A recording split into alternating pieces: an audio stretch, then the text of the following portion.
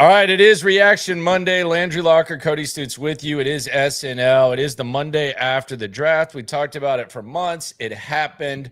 Shout out to everybody who made it out to the gathering at Carbach. It was a really, really fun time. But let's just get into this because there's a lot of takes on what the Texans did. And leading up to the draft, I think it was kind of narrowed down to two positions that were consuming the majority of the dialogue. It was wide receiver and it was offensive line. Interior offensive line got a lot of attention. Well, they touched on the wide receivers and then they drafted a tackle. We'll go through each guy and we'll talk about the path to the player, perhaps some second guessing, all the fun stuff that comes with draft reaction. But your thoughts on the direction of focusing more on the receivers than the offensive line? Is there something you thought they should have done? Was there a missed opportunity? How do you feel about that?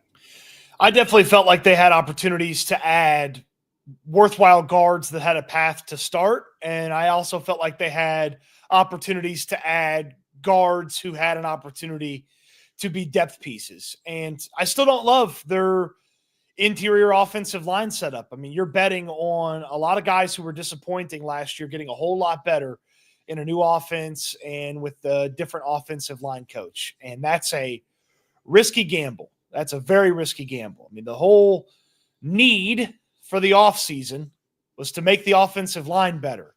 Now, you could say draft for need or sign for need or adjust people for need. It was essential that this offensive line gets better. We do not today know if they have enough bodies to make it a better offensive line. We probably won't know until they actually get out on the field, but they limited their options. Now they have bodies.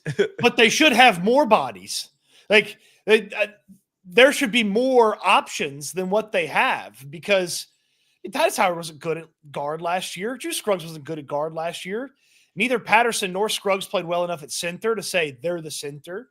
There were options to add people in the draft to challenge at those positions, and they didn't do it. They shored up wide receiver. That's a really good job. Not only did I feel like they get a starter in Jaden Higgins, but they got a depth piece in Null that can also help you immediately because a lot of these depth pieces they added, I don't see how they help the team immediately, and that's basically most of the draft picks after they pick Null. So it was a depth-centric draft versus potential starter draft, and that's a little disappointing based on the amount of capital that they did have and where they made some of these selections. All right, we'll get more in-depth on what they could have, would have, should have done when we go through the path to the pick. We'll go through each guy. We'll talk about the path to the pick, what you could have potentially done. But I'll say this. I like it. I like day one fine. Specifically the first three picks. I had no issue with it. I don't know where Ursery is going to be. He might end up starting for all I know. I have no idea about that. I understand the skepticism on the offensive line, but we'll see how he fits in and what they do. I understand the skepticism. As far as the receivers, you come away with two of the top six, 7, 8 guys, whatever, depending on who you look at. I'm fine with that. It seems like they're good fits. As far as giving more options for Nick Caley. So I like that. There is kind of something that I kind of look at when it comes to the first pick. And that's kind of how we'll start with the path to the player. And we'll start with wide receiver Jaden Higgins. So I think Jaden Higgins was solid. You traded back, you got him at 34.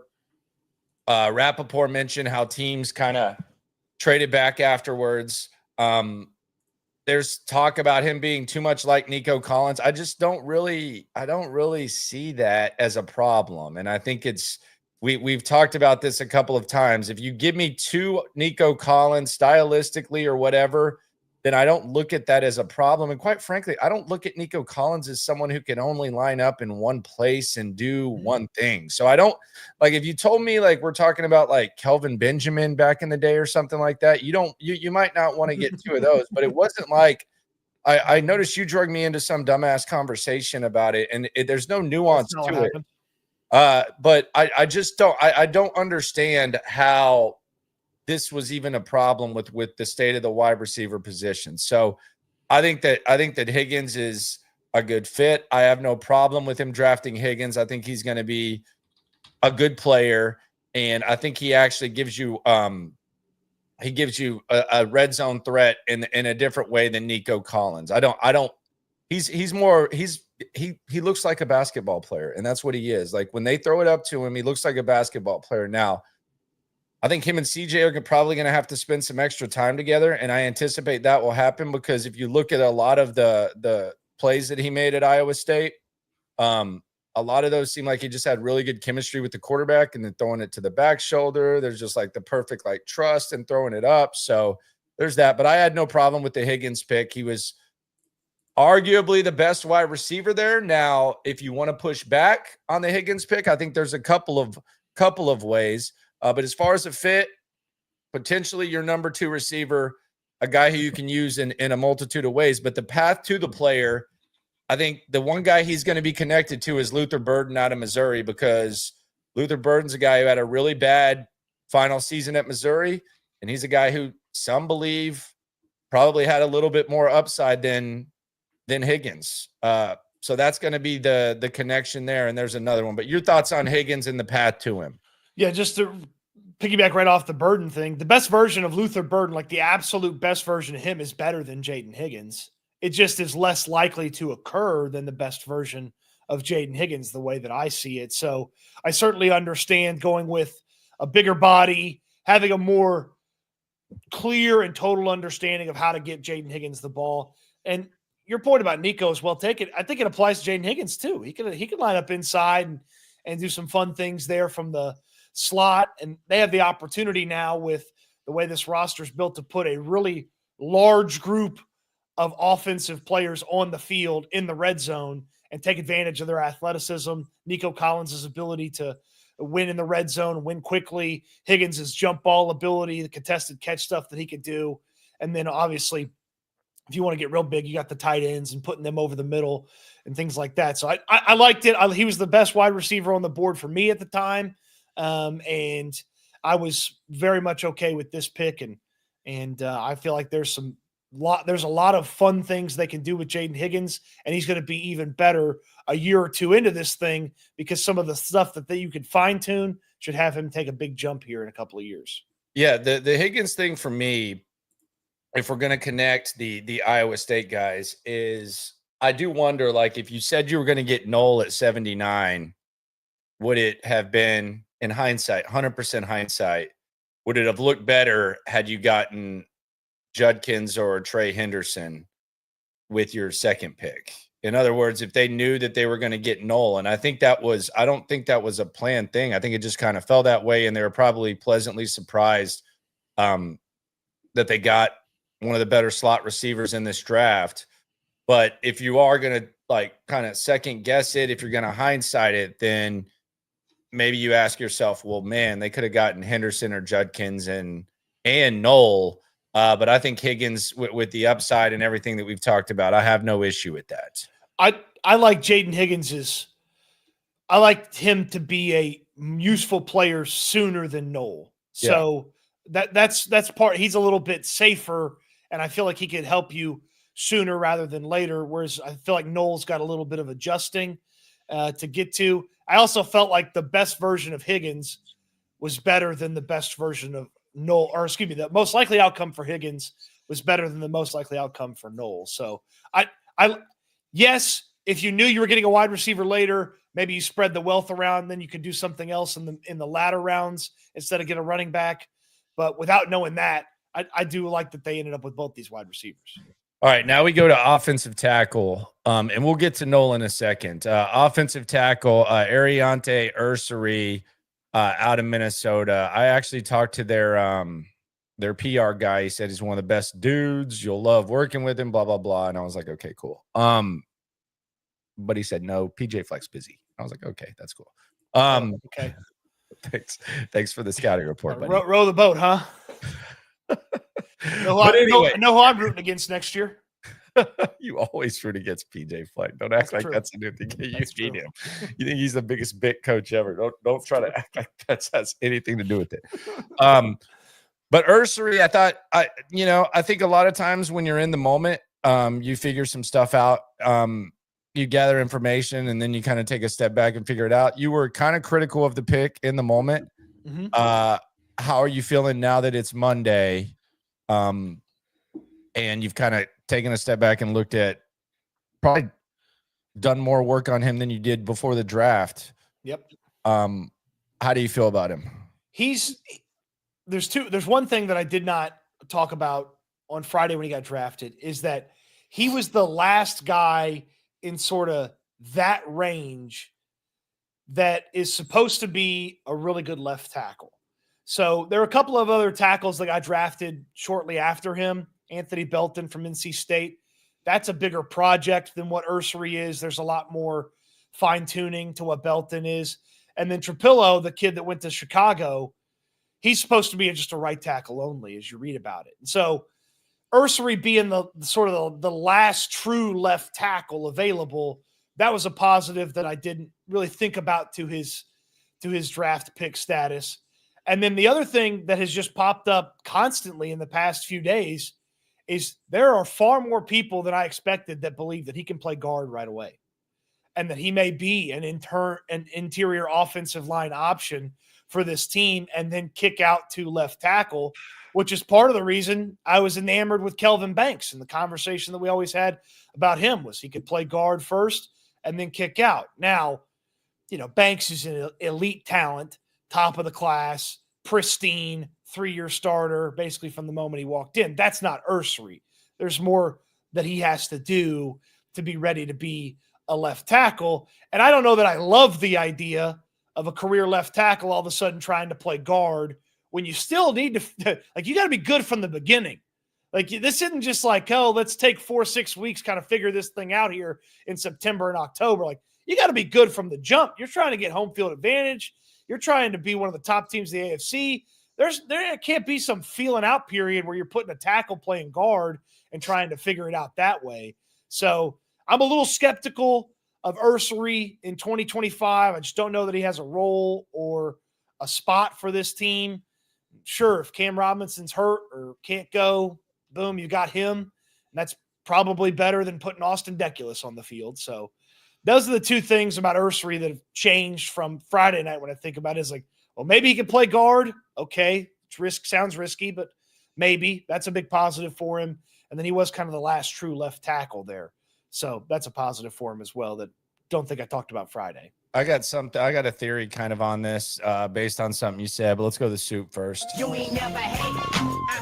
Swarm. Wag said, do they move Higgins around slot and outside? I believe so. I believe he's a guy who can play slot and outside. So he's not pigeonholed in one spot. He can do a lot of things. He can do a hell of a lot of things. Ashton says that QB pick sent me over the edge. Horrible pick. We'll get to that in a second. One of us has a pretty strong take on it. I actually think it makes a lot of sense, like a hell of a lot of sense. And I'll tell you why. You're already rolling your eyes. Just bear with me. I think it'll make sense to you, and I'll make sense of it. Promise you. And that's a promise right there. So the Ursery thing is interesting because maybe based on what you said, maybe Caserio, when he keeps mentioning Titus Howard, that he has Ariante Ursery in mind instead of trying to sell the current state of Titus Howard. Because I thought it was really interesting how he kept saying, well, Titus did this and this and this. And I'm like, that kind of makes you look bad, buddy, because you made him one of the highest paid tackles in the league, and now he's a guard. He's not good at either one, blah, blah, blah. So on top of a lot of the silliness that Caserio showed this week, none of which has to do with getting mad at media or anything like that, but maybe between kind of the bits, maybe he's thinking about Ursery potentially being a guard, and he was talking about him more so than Titus Howard. So that might make a little bit more sense. Caserio was a little dismissive when asked about it, but then, like you said, he brought up the Titus Howard example, and he did throw in there, well, if you can only do one thing, you better do one thing really well. Well, that was kind of Ursery at Minnesota. He was their left tackle. He had less than 100 snaps combined at anything else that wasn't left tackle. So, yeah, that's where he's going to be long term. I don't know what he does in 2025 unless Cam Robinson shows up and he's totally spent and useless, then Ursery's He could be better than Blake Fisher. Who knows? So, I mean, he could be better than Cameron. Who knows? But yeah, we don't trust him. We don't trust him on the offensive line. Again, I'm not in love with taking a guy that's a career left tackle, throwing him at right tackle. Like that doesn't get me excited. It can happen, though. It can happen. And that would make Fisher a bad pick from last year. Yep. Well, damned if you do, damned if you don't. They suck at offensive line. If this is the start of putting that in the rear view, then cool. We assume that every pick they've made on the offensive line has not been good. So we might just have to accept that. That might be the final nail on that coffin. Then we go to wide receiver Jaylen Null. People keep saying Noel. It's Null. Jaylen Null out of Iowa State. He's a true slot. He was actually the motivation for my question to Nick Caserio. And I think you can kind of use Higgins on it as a guy who is a pure slot. How does he work with Christian Kirk? Well, he's compared to Christian Kirk, and they're going to be doing that. Caserio said, no pigeonhole there, blah, blah, blah. And this kind of shapes up. The path to this player is interesting because I think this was a prime example of, I think you always take with a grain of salt what they say to you. I don't get offended by them fibbing to us at all in any way, shape, or form. I think you read between it, but I think this was a prime example of practicing what they preached. And we started talking about this during the stream. During the stream, I said, why not take Null too? And I talked about the Iowa State receivers before, but they said that they were going to take the best player available. I think that's what they did. I think that's what they did. And I think they didn't overthink it. And they addressed something that gives them a lot of flexibility. And by them, I mean Nick Caley gives him a lot of flexibility when it comes to lining guys up at wide receiver. And you kind of got to have a guy who's like got a home base in the slot. He is a very, very, very, he is much faster than a lot of slot receivers that we've kind of become accustomed to. He's explosive. And I don't know if they care about him punt returning, but he has potential to do that as well. So this is someone that you talk about the offensive line and you talk about the concerns there. I think one of the best ways to counter perhaps poor personnel on the offensive line can be having quick intermediate options for CJ Stroud. And this could potentially be one of those guys. So I like this pick. It was a 100% draft for need thing, and I have no problem with it. I love this pick because I would be surprised if Null is not better than at least 5 of the guys that were drafted before him. I think that's how good I believe he can be, and I really like his situation compared to Higgins, where it feels like Higgins is going to have to. You may put Higgins opposite Nico Collins right away as the outside guy. Null, I felt like he was miscast as an immediate number 2. If a team drafted him and he was their second best wide receiver, I don't know that fit him perfectly. But having Christian Kirk and Jaden Higgins sort of be ahead of him, and then having a guy that's super similar to him in Kirk, where he can kind of just watch and learn and pick that guy's brain, that makes him far more likely to be more impactful right away and not have a ton of pressure to be out there, number 2 wide receiver, go win, play a lot outside, or play a lot just only in the slot. Like they moved him around at Iowa State. He was an inside-outside guy just like Higgins.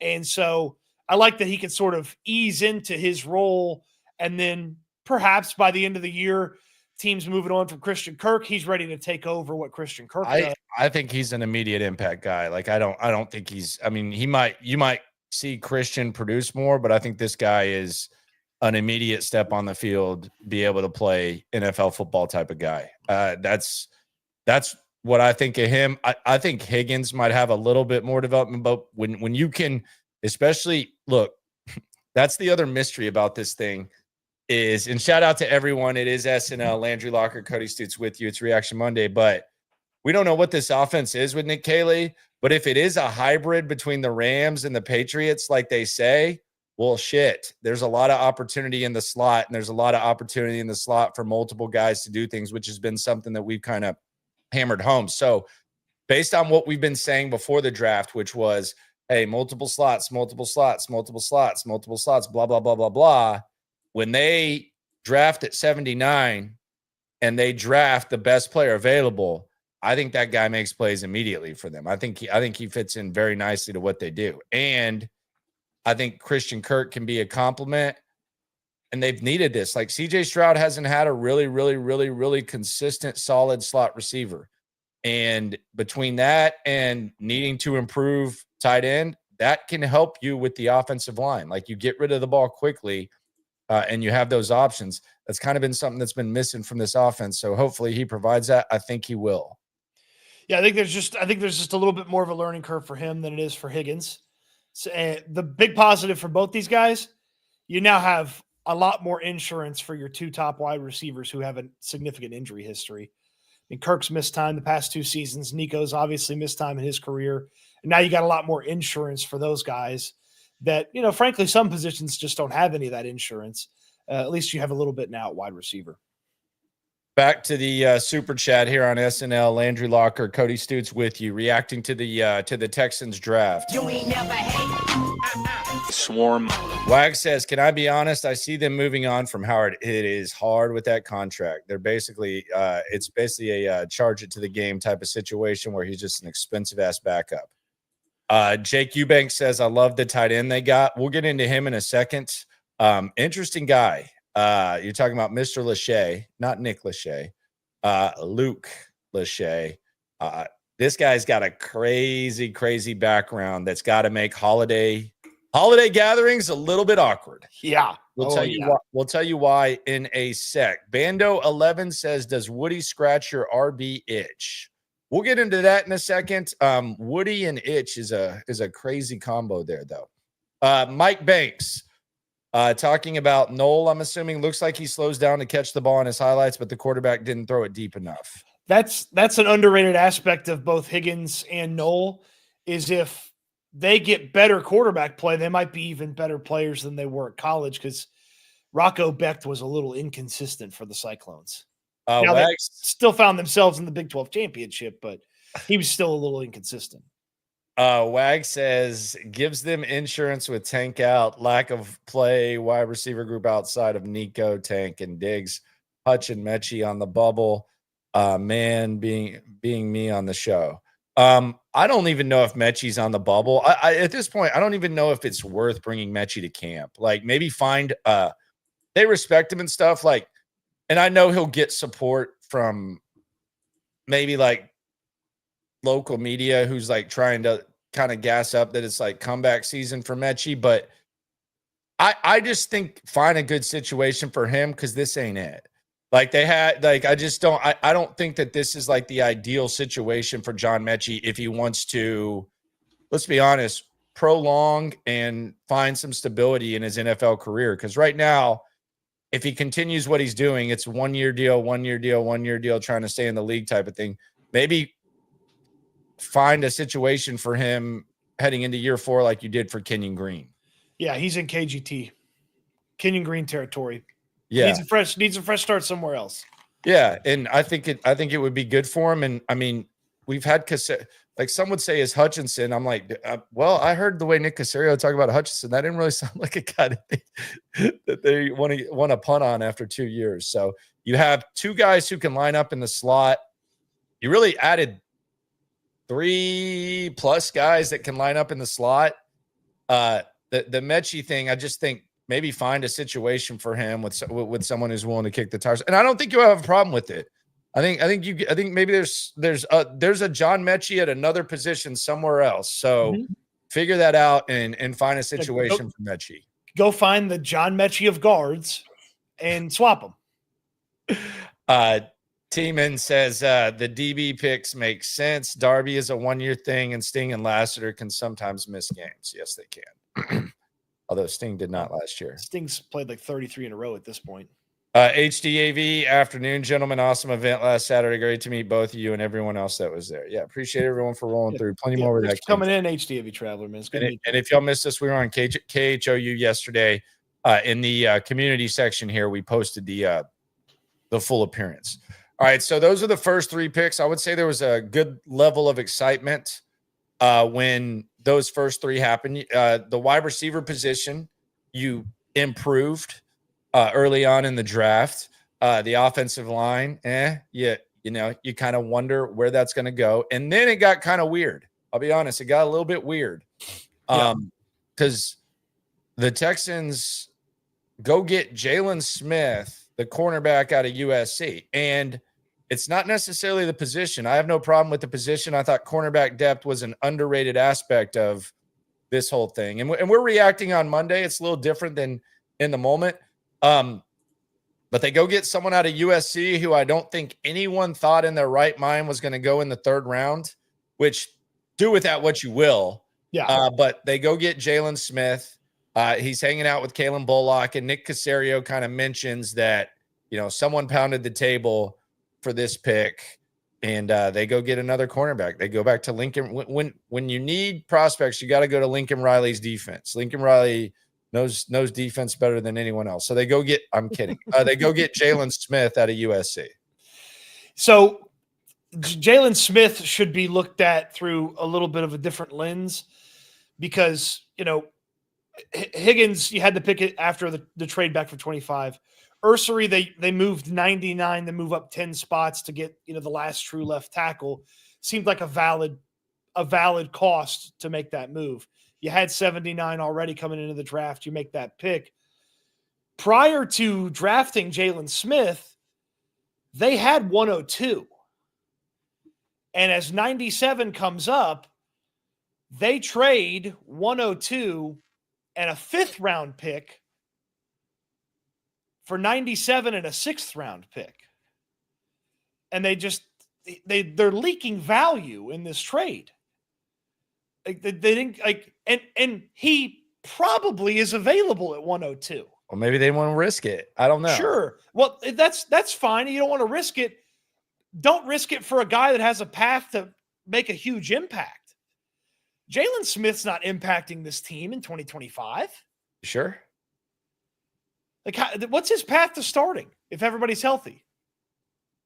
What do you mean starting? Cornerbacks, you're playing 4 or 5 cornerbacks a game. Like, what do you mean starting? They don't play 4 or 5 cornerbacks. Kamari and Derek Stingley never come off the field. Well, that's because they don't trust any of the corners. So his path to starting is non-existent. He's not going to start for the next half decade. Yeah, I just think a 3rd round pick should have a path to starting. Well, my whole thing with this, I disagree with that. I think if you draft in a 3rd corner, I don't have a problem if he's good. I don't know if this guy's good or not. But the thing that they do have that is different from the offensive line is they have trust when it comes to going and get corners. Now, my wonder with Caserio and D'Amico is this, and it's a small sample size of these guys drafting. It's a good one, but I just wonder if when you land guys certain ways, if maybe you kind of just become addicted to and overthinking acquiring guys in that manner. Like, in other words, so Kalen Bullock had a great rookie season. You felt good about him. Maybe some people thought he shouldn't have gone there. You liked him a lot more than everyone else. So maybe you see Jaylen Smith and you see like some similarities or whatever, and you just say, okay, we're going to aggressively go get him. I don't know, but they have the benefit of the doubt, which they don't have at offensive line. He can play inside and outside. So this is perhaps a coverage Petrie backup. If they don't want to put Petrie on the field for a coverage snap, maybe they put Jaylen Smith on there. If that's the case, then I sort of, missee how they made the pick, but it felt like a vibes pick. Like they like the vibes of this guy, so that's why they picked him. Like D'Amico's talking about when he came in for the meeting, he's like, man, he felt like he was a Texan already. I was like, we got to get him some gear. It's like, oh, what about the 3 years of tape? Did he look like a Texan there? I guess he did. They spent 97 overall and traded up for him. So this just felt like a vibes pick, not a good football player pick. Yeah, I think it's interesting if they like him that much, and if Caserio is if someone else in that room is pounding the table for him, and it's D'Amico Ryans, then I think I would lean towards trusting D'Amico when it comes to defense at this point. He's done nothing for me not to, or anyone else not to. So who knows who was really strong on that, but Caserio said someone was. Back on the soup. You ain't never hate. Swarm Says, nice meeting y'all fellas on Saturday. I had to come support and give some flowers. Was the tall black guy, the black shirt with the afro. Landry, you still owe me a drink too. Salute, fellas.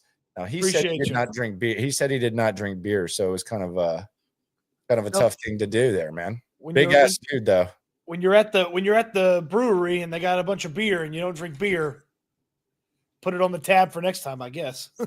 Yep. That's a tough Yeah. place to be. Brewery, no beer. So Thanks that for coming out. So that concludes day one, or day one for them, day two for everyone else. Mhm. So you get the receivers. Cody wants starters. I don't mind getting depth corners. I just hope the corner's good. And you're not falling in love with the idea of the USC thing. So there was that, and then we headed into day three, and you'd missed out on the running backs. You didn't get any of the big names. You did take advantage of the wide receiver rankings and get two of the top receivers there. And then you trade up and you go get a running back. And we talked about the Texans potentially getting a running back that is known for receiving. But the names that we were mentioning were in-state. We were talking about Jaden Blue and we were talking about Smith out of SMU. They go up and they get Woody Marks out of USC round 4. Now, I saw that the friend of the show, John Harris, was excited, and I was interested to hear what John Harris would say. He basically said he could be a third down back. He said he's Dare Gumbawale with a little more juice. Cool. I guess that's exciting, but I don't know what to make of this Woody Marks pick in the 4th round. There wasn't like a running back that I was pounding the table for, but Woody Marks, okay, so they got a guy who can catch the ball in the backfield. That'll be great if they can use him a lot. I guess here's the problem. And I think we're all in this situation. I think we just have to be honest with ourselves, because on one hand, I'm looking at this and all that I've seen in this era is Bobby Slowick. And if you told me Bobby Slowick was going to get a running back that could catch the ball in the backfield, I'd say, well, that's a fucking waste. That's the problem that I have. And then on the other hand, damn it, Bobby, I want to say that Nick Caley knows what he's doing, but I've never seen what Nick Caley does and what he's capable of. So this is kind of weird for me in that, okay, you tell me what he does. All right, let's see what it is. But in all seriousness, last year, and I wonder if Joe Mixon's receiving increases as well, because the dumbest answer and I think a lot of people in this chat, they kind of turned on Bobby Slowick, if there were any still Bobby Slowick defenders, when I asked him, hey, why doesn't Mixon get more involved in the receiving game based on what we saw in camp? And Slowick basically said, well, we're trying to keep him fresh. And I'm like, what? It's like, get the ball out of CJ's hands and get it to him. So that's the problem I have when I hear about a receiving running back. I don't know what it'll look like. I've seen it look pretty decent in New England offenses and even the Rams offense to a certain point. But it's hard to really know what this looks like based on the fact we don't even know what offense they're going to run. Another trade where they just absolutely leak value all over the place. They send a future 3rd round pick and a 6th round pick to get up to this, and they get back a 7th. And it's like, okay, well, maybe if you had that 5th because you didn't move up 5 spots, you'd have been able to send a little bit less. They have 2 4s next year, but that's something that I'll associate with Woody Marks is they sent a future 3rd to go get this guy, and he's not an every down back. And there are guys that should or could be every down backs that were available, and they opted for the 3rd down back. So they opted to fill another spot on the depth chart without having an insurance policy for Joe Mixon getting hurt, which is what happened last year. He got hurt. They couldn't run the ball for squat. They've got a lot of those same interior offensive linemen, so they're like, if this was some team that just couldn't pass block, but I knew they were mauling people up front and you could put anybody back there and get a couple yards, sure. But I have no idea about this offensive line. And if Joe Mixon's got a hammy and misses 3 weeks, are they going to be able to run the football? You can't hand the keys to Woody Marks. You can't hand the keys to Dare Gumbawale. So That's probably my big gripe with Woody Marks is if there's no Joe Mixon, you can't just make Woody Marks running back one. So there were guys that could have been running back one if Joe Mixon wasn't available. They went with the guy that has better pass catching prowess. And yes, he caught a lot of passes. It's not like this guy's turning every dump off into a first down, 10, 12 yards, stuff like that. Like he's catching the ball and it's sort of like a safety valve type thing. Like his yards per reception are pretty low compared to like what you think like a big time receiving back should be. Like he's got volume, not necessarily explosiveness. You ain't never hate. Swarm. Jacob Hyatt says Landry, I guess is a quote. The Texans need to invest in the RB position in the draft. Texans draft a running back. Landry, I'm not sure if I like it. And I didn't say just draft any running back. We had like specific names. I wanted like the earlier investment. I wanted to dip into that pool, but yeah, I'm glad that they got someone. I don't know, like if your sales pitch from the ultimate optimist on draft day, and let's be honest, we love John Harris, but he's on the Texans radio. If your sales pitch for me from your ultimate optimist, who I respect when it comes to the draft, is he's like Daria Gumbawale with a little bit more juice, forgive me for not fucking throwing a party about it. Excuse my language on it, but yeah, I liked a lot of these backs. We'll see what happens with Woody Marks, but I mean that's the sales pitch that I got, is that he's Daria Gumbawale with a little bit more juice. Yeah, that's not really gonna make me throw some sort of party. And I didn't want him to just draft any running back. So yeah, not really overly pumped about it, but we'll see. Now we get to a moment that kind of upset a lot of people, but I actually think it makes perfect sense. And the Texans decided to draft a quarterback, Graham Mertz. You're one pick ahead. Out of Florida. Okay, where did I go? Jaylen Reed. Okay, Jaylen Reed out of Penn State. Yes, my guy. Next. So okay, we'll get to the quarterback. Slow down, folks. Jaylen Reed out of Penn State. I talked to him at the combine. He really loved the Texans. I actually think Jaylen Reed is the type of guy that DeMeco Ryans will love. He can play special teams.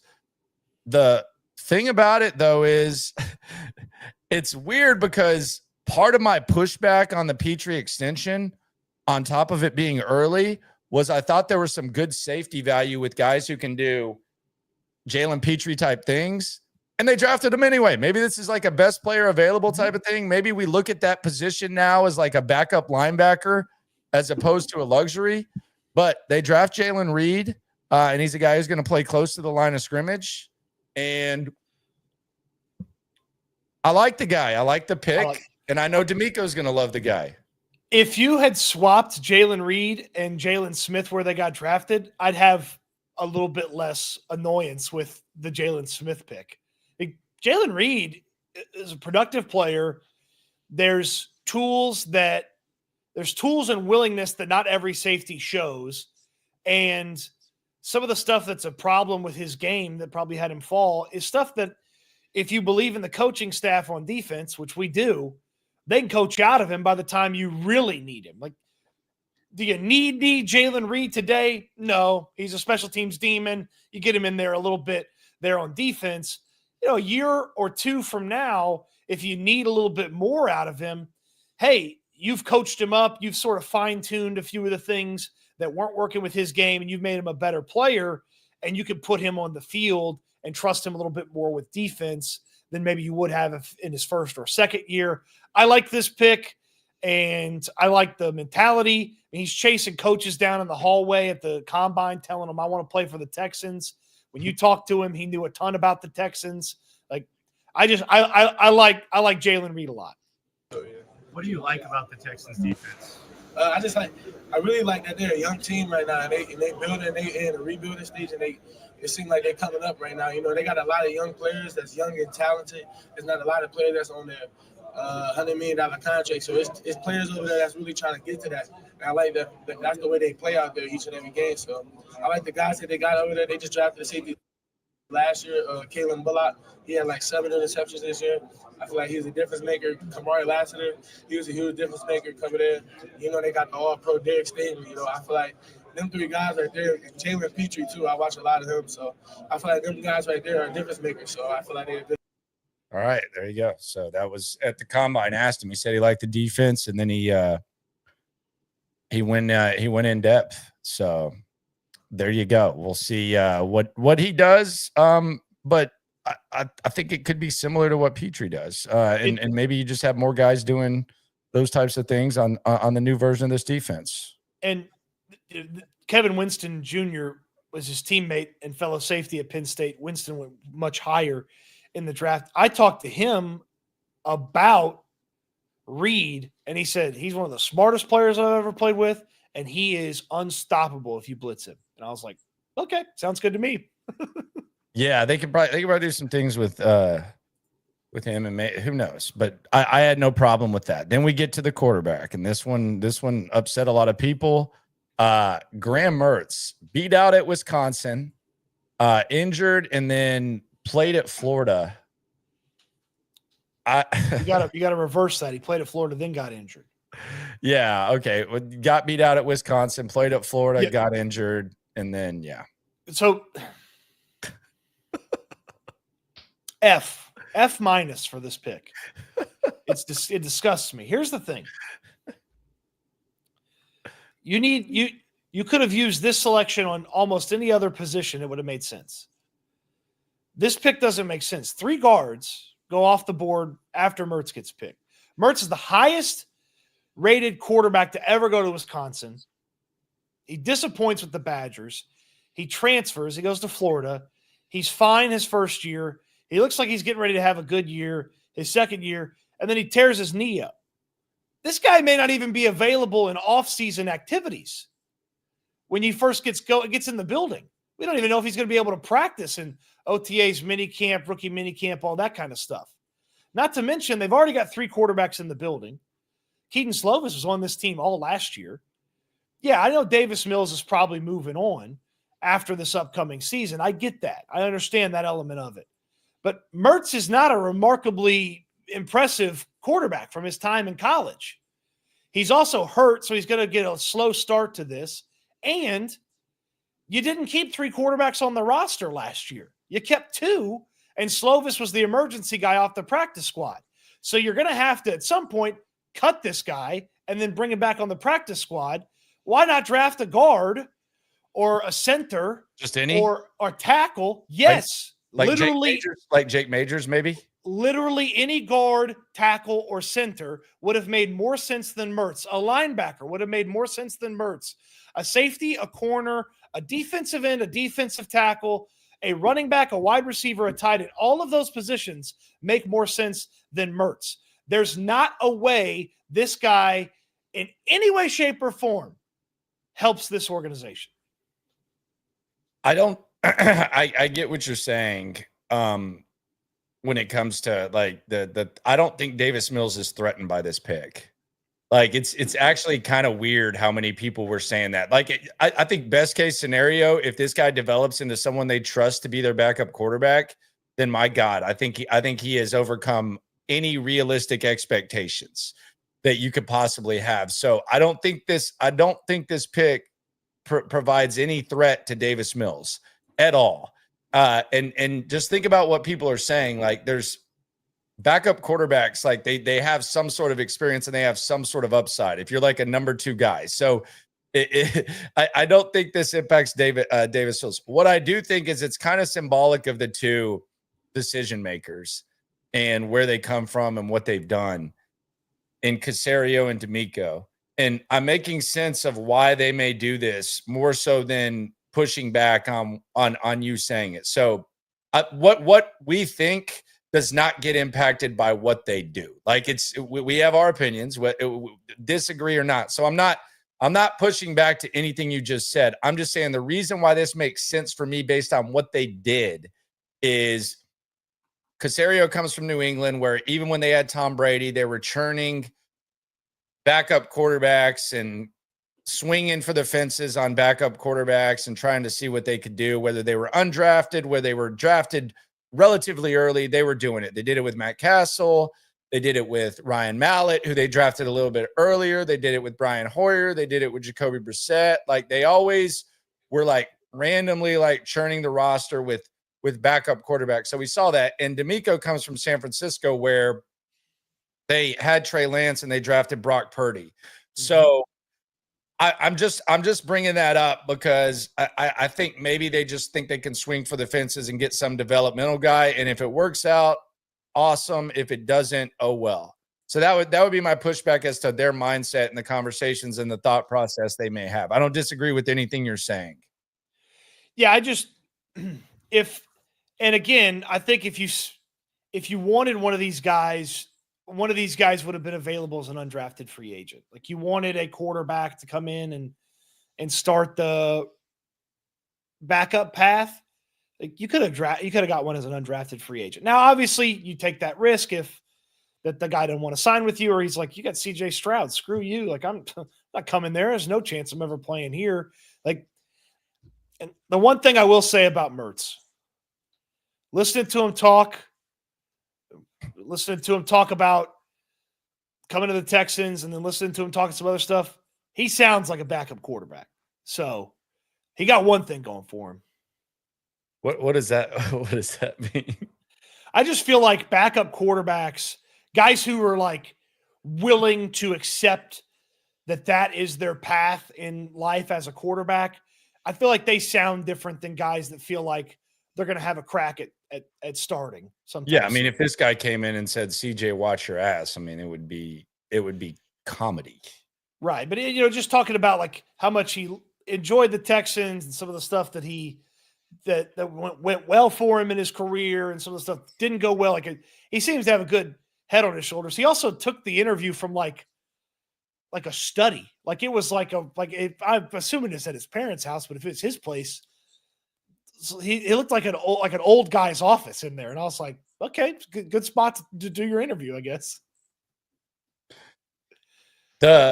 So the Jake Majors name was a real popular one leading up to, and I thought maybe you bring him in and see what he can do. He goes to Tampa Bay, and it's like, well, they kind of know how to get more out of their offensive line. So it's like, well, they kind of seem like they know a little bit of something. So I thought maybe he would be the pick here, but there's no less than 30 names. And I do this all the time. There's no less than 30 names I'll be following, comparing them to Graham Mertz for the rest of time. Douglas says, does a kicker make more sense? Would you have been more mad at a kicker? No, because at least you give Kaimi a couple days off. At camp? Yeah. Chill. It's hot out there. Let Kaimi chill every other day. So then we go to DT, and we're getting in real developmental phase here. And Keonte Hamilton out of Rutgers. They went complete hard ass in the 7th round. They went with the 2 most hard ass coaches that you could possibly go with. Just tough football guys. Caserio called them 2 of the best coaches in the history of college football. And I'm not that's a direct quote. Greg Schiano and Ferentz out there at Iowa. So they go with Keonte Hamilton. He's a wrestler. Actually had a wrestling scholarship to Rutgers. And ended up kind of staying loyal to him as he got more offers for football, just because he kind of values that 3.7 GPA in high school. And really just kind of right kind of guy type of dude. And I think he wrestled in the 220 division, if I'm not mistaken. And now he's like 285. So there's got to be, if you're going to get a developmental guy, there's no like one right way to do it. But I mean, he's been pushing 300 for not too long. So maybe he's kind of growing into his body a little bit, kind of has a technique. So this is just a guy that maybe he's on the practice squad. Maybe they figure something out with him. But again, if D'Amico Ryans likes a defensive tackle and he wants to develop a defensive tackle, then it's intriguing just because he's so good on that side of the ball, and there's nothing really to roll your eyes at when it comes to what D'Amico's done on the defensive side of the rock. So here's a couple of intriguing things about Hamilton. People talk about, oh, he's a wrestler. He got the rest. He quit wrestling in 2021. He's been football only since then. So, you know, I've been football only for 3 years. Right, but it's not like he never played football. He started playing football when he's 8. So he played football and wrestled. So, but he was a national wrestler. He won a state championship and a national championship in wrestling. That's incredible. He was badass. You're really good if that's the case.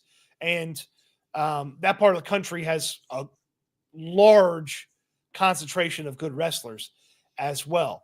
But it's not like, oh, well, he's been a two-sport guy. No, he's been a football player for 3 years. 29 bench press reps at his pro day. That would have been tied for tops amongst defensive tackles at the combine this year. Okay. Now, some of his other stuff falls in the top. And that's not like getting a favorable measurement on the 40. The stopwatch will lie. Yeah. The bench press doesn't lie. No, that's 29's 29. So he finished in the top 10 in basically all the combine events. Top 10 or near the top 10 in all the combine events, the stopwatch stuff, the athleticism stuff too, but the stuff that you can't cheat, which is the broad jump, which shows a little bit of explosiveness, and the bench press, which shows strength.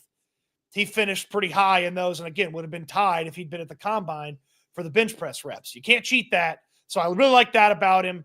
And if you're talking about developing a guy and maybe he's got to spend a year on the practice squad, but then boom, he's on the roster. But I'd also tell you a couple of years ago, Kurt Heinisch had kind of people thought similarly about him forever. And he made the roster as an undrafted guy and found himself on the roster. You could have this from Hamilton too.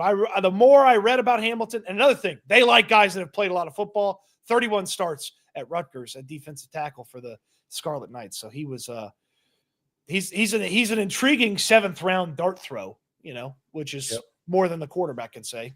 Yeah, and it's intriguing. I mean, there's no criticism here. I think the quarterback is as much about the position as anything. And we wrap up the draft shortly. Evan says the wide receiver picks were on the money. Yeah, I think that you don't reach for a wide receiver in a weak wide receiver draft, quote unquote, and then you get a couple of the top guys with extra equity. Yeah, no problem with that. The final pick of the draft, tight end. We talked about Nick Caley potentially getting a tight end. I don't think this worked out to where, I think Arroyo was highly valued by Seattle. They said he was a top 15 talent. If they think that much of him, then there. And then Gunnar Helm, who knows how much they did or didn't like him, but he ends up going to the old Oilers, the Titans. So Luke Lachey out of Iowa in round 7. Really interesting background with this guy. Went to Iowa with Sam Laporta. We know that Iowa is tight end U. So whatever they're doing there, whatever they're putting in the water, maybe it's just a stylistic thing from George Kittle to Hawkinson to Fant to Sam Laporta to Dallas Clark. Like, you go all the way back. There's tight ends out of Iowa. Like, if we're putting schools and pipelines together, Iowa and tight ends is very strongly up there in a 1 seed in like a big tournament. So you have that. He's from Columbus, Ohio, and his parents are hardcore Buckeyes. Matter of fact, they met at Ohio State. Matter of fact, his dad played at Ohio State. Matter of fact, his dad was a 3-time All-Pro in the NFL as an offensive lineman. His dad's in the media. He's been the radio analyst for Ohio State football for almost 30 years. I think going back to 1998. All his brothers and sisters, they went to Ohio State. He was an invited walk-on at Ohio State. Actually played basketball. Like Higgins, he played basketball too.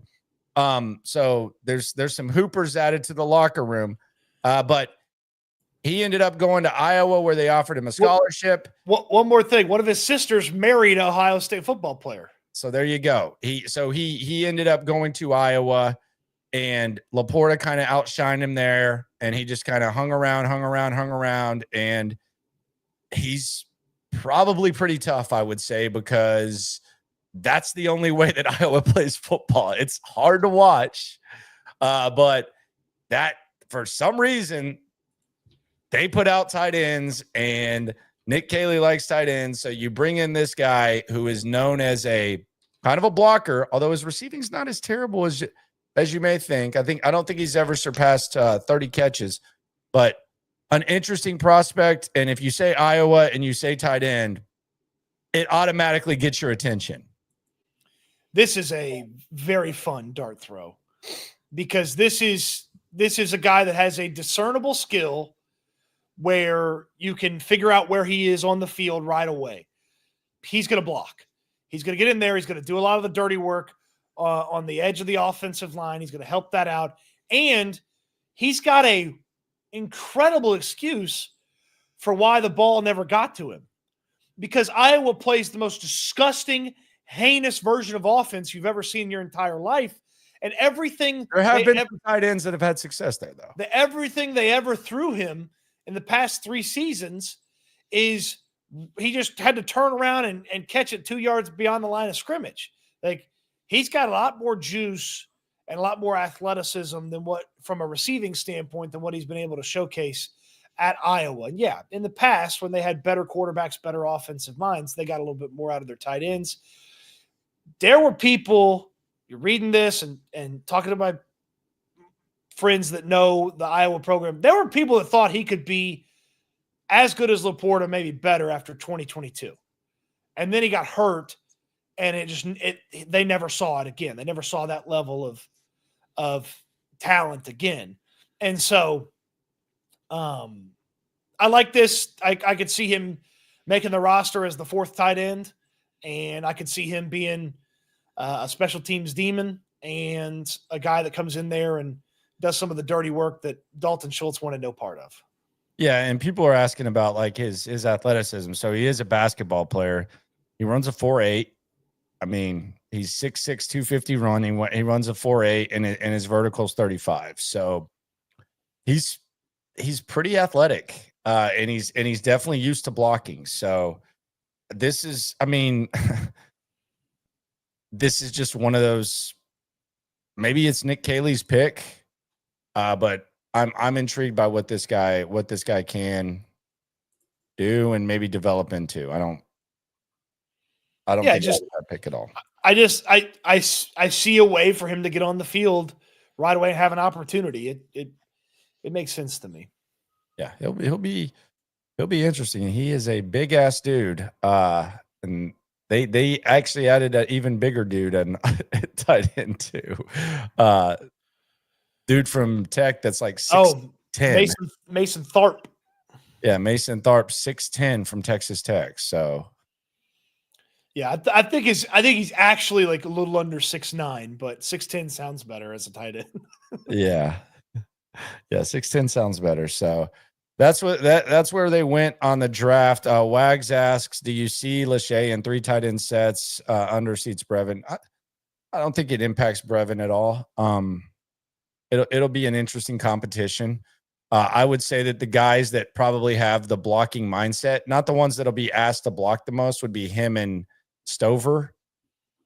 So we'll see. But I mean, in all seriousness, like if this guy, let's say Lachey goes to camp and he is the best blocking tight end they have, I don't know how they handle that. And I don't think it's like the most far-fetched, crazy thing to think. I would bet on Stover, but I mean, I don't know how good.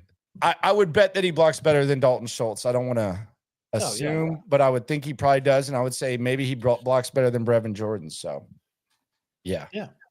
I was also told that as good as you think he is as a blocker, there's still a lot of room for improvement in his blocking, so he could be even better. So, you might have a blocking specialist on your hands. Do they want a blocking specialist though? That's another thing to keep an eye on. I would say yes.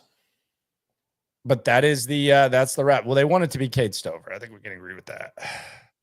Sure. We can I'll tell you what, I have to assume a lot of the Midwest schools are all in the same region for the scout.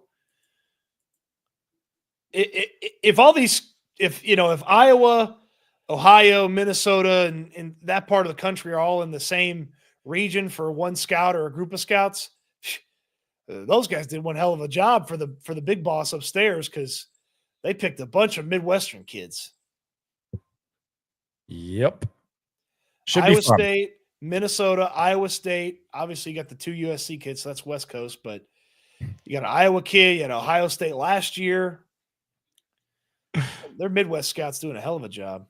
Wag says, is he a CJ Fedorowicz clone? That would be great, but yeah, that's another Iowa guy. Another Iowa tight end. It doesn't feel like CJ Fedorowicz should be 33, but well, I mean, he retired in his 20s. But I think he'll do that to you. Yeah, 2017 is last year in the NFL. Pour one out for CJ Fedorowicz. So we started talking about. He's not dead. He just retired. Well, he's dead to you. That's not true. I still remember him fondly. Appreciate y'all for coming through. That is the Reaction Monday Draft Edition. We will look ahead. We might take a closer look at the roster now compared to what it was last year. I thought Jason Bristol brought this up interestingly on KHOU. Are the Texans actually better? Or have they taken a step back in a 365-day stretch? We actually disagree on this, so we'll probably get into that tomorrow. But we got a lot to get into. The draft is behind us. We're icing up. We're resting up, but we're still with you every day. Shout out to everyone who came through at the party. And the Rhino has one more chat. Stutes, any thoughts on Eli Cox as the undrafted free agent center? Really athletic and played a lot of football, which is, that checks 2 boxes that are pretty important if you're going to be an undrafted free agent guy. So I haven't done my deep dive on him just yet. The only undrafted free agent I really know a ton about is Tafuna, the defensive tackle from Utah, and I think he's got a shot to make the roster. Subscribe, like, right along. Always remember, when it comes to this Texan stuff, we're all in it together. Eat good, sleep good, be good. We'll talk Texans again soon. Thanks for watching, everybody.